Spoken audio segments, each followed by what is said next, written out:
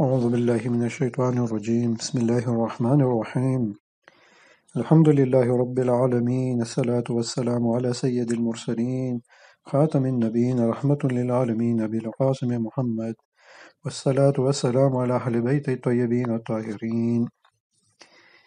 أما بعد, tout d'abord je vous dis à toutes et à tous Assalamu alaikum wa rahmatullahi wa barakatuh. الحمد لله الذي هدانا لهذا وما كنا لنهتدي لولا أن هدانا الله. Louange à Allah de nous avoir guidés vers ceci. Si nous-mêmes, nous ne serions pas guidés nous-mêmes, si Allah ne nous aurait pas guidés.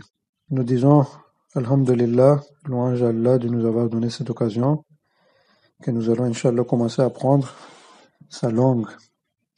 Parce qu'il ne faut pas oublier que nous avons comme religion l'islam, et l'islam, la base de l'islam, selon notre aqidah, c'est le Coran et Ahl al-Bayt. Allah subhanahu wa ta'ala, il dit dans le Coran, Inna anzalnahu Qur'anan arabiyan la'allakum ta'aqilun. Nous avons fait descendre le Coran, nous l'avons fait en arabe pour que vous réfléchissiez dessus. Pour que vous réfléchissiez.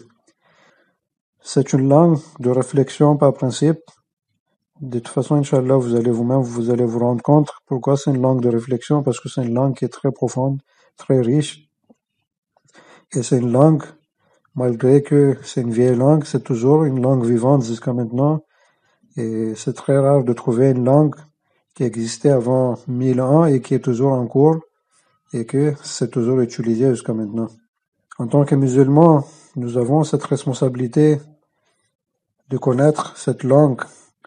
La langue arabe aurait dû être notre première langue en tant que musulmans.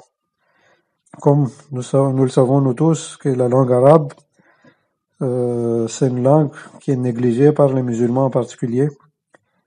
En général, si nous regardons les statistiques, la majorité des musulmans ne savent pas l'arabe.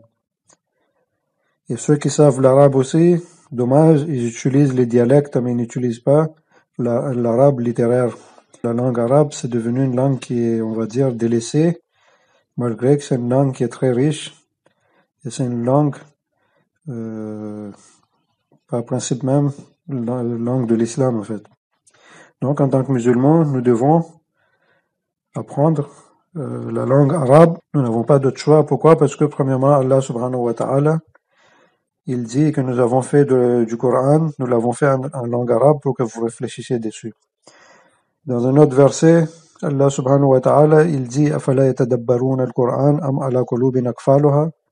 Allah subhanahu wa ta'ala, il dit pourquoi ne font-ils pas tadabbur sur le Coran, c'est-à-dire pourquoi ne réfléchissent-ils pas sur le Coran, ne portent-ils pas réflexion sur le Coran, ou bien il y a un cadenas dans leur cœur?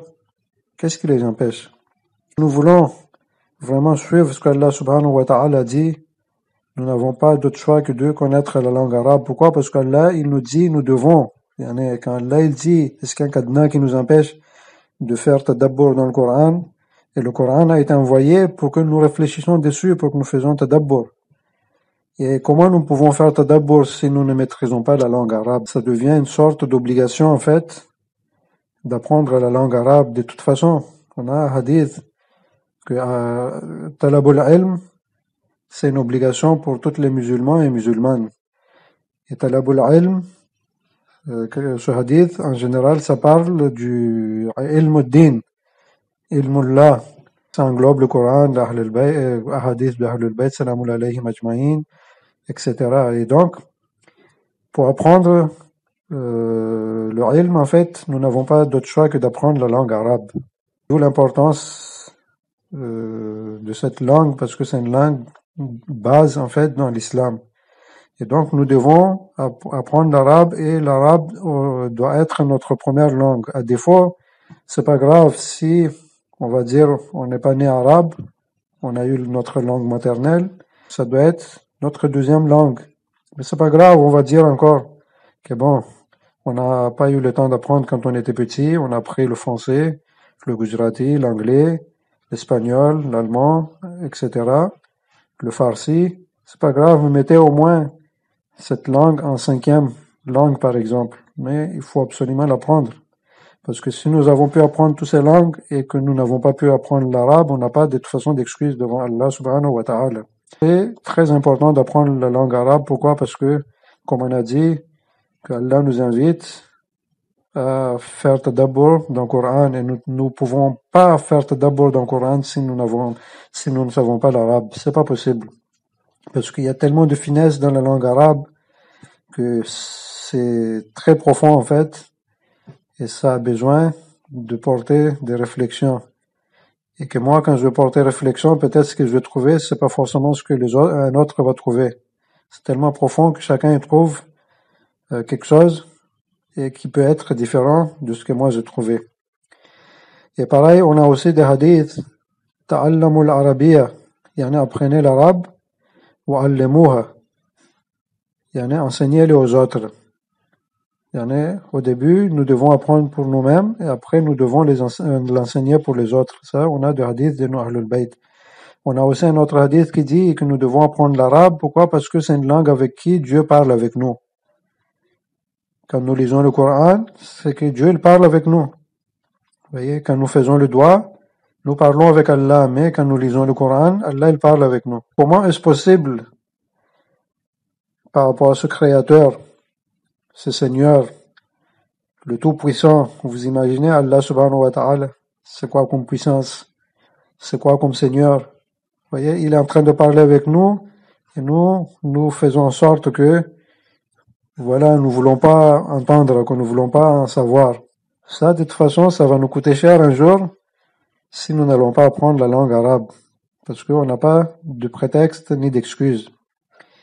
De même, il faut pas oublier que nous vivons dans une situation où nous avons maintenant, nous pouvons accepter facilement ce qui a été cité dans nos hadiths, que tous les systèmes vont tomber avant la venue de notre imam, et qu'il y aura pas tous les systèmes vont faire échec, grosso modo.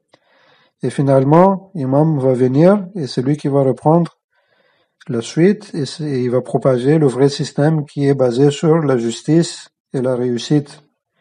Et quand l'imam il va venir, donc, il n'y a pas de doute que ça va être la langue arabe qui va dominer, comme en ce moment on a l'anglais qui domine. Quand l'imam va venir, ce sera la langue arabe qui va dominer. De toute façon, bon gré, mal gré, nous devons apprendre l'arabe parce qu'on n'aura pas d'autre choix.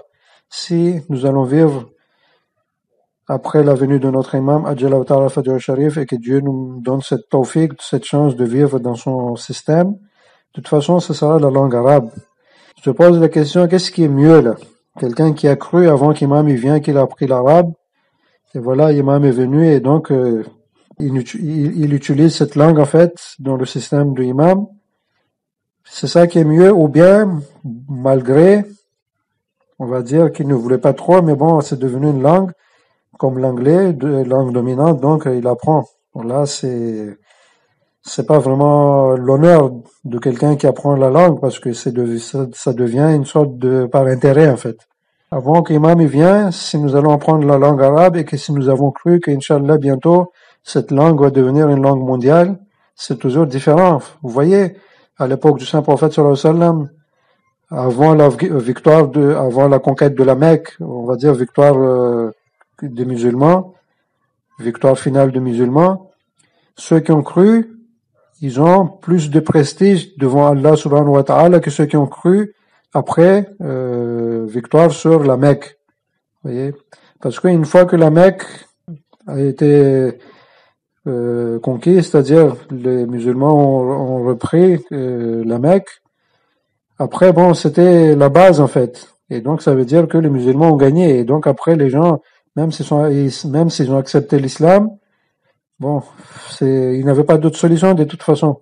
Parce qu'il y a qui ont accepté l'islam parce qu'ils avaient peur, il y a qui ont accepté l'islam parce qu'ils voulaient pas payer le taxe, ainsi de suite, et donc ils n'avaient pas d'autre choix. Par contre, ceux qui ont cru avant cette victoire, eux, ils sont spéciaux. En fait, c'est des gens spéciaux. Nous, pareil, en ce moment, nous devons avoir cette yaqin, en fait, que bientôt, Inch'Allah, l'imam va venir et de toute façon, le système va être en arabe. Et même, si on va dire qu'imam n'est pas venu, on va dire encore 100 ans que Dieu accélère sa venue. Comme vous avez dit, c'est une langue d'Allah subhanahu wa ta'ala. Et donc, nous n'avons pas d'autre choix de toute façon que d'apprendre sa langue. Si nous voulons comprendre si nous voulons écouter ce qu'Allah, il nous dit. Et de même, il ne faut pas oublier que le hadith aussi, c'est en arabe.